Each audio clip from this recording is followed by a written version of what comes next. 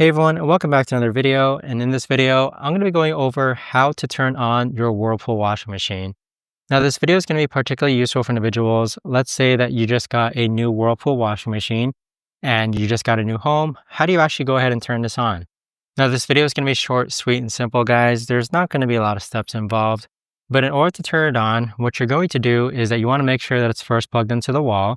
Sometimes when you move into a new home, they leave it unplugged, but simply just plug it into the wall, just like that. Next, what you're going to do is that on the upper right-hand corner, you're going to see this power button. You simply just want to press this power button, and then your Whirlpool washing machine should turn on.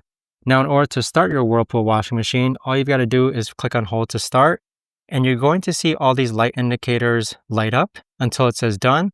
Once it's undone, you can let go. So press on hold to start, let go, and then it should now turn on. But there you have it, guys. That right there is the best and easiest way that I know of to actually go ahead and turn on your Whirlpool washing machine. If you guys know of a better or easier way to actually do this, let me know in the comments down below. I would love to know. Thanks so much for watching, everyone, and I'll see you guys all in the next video.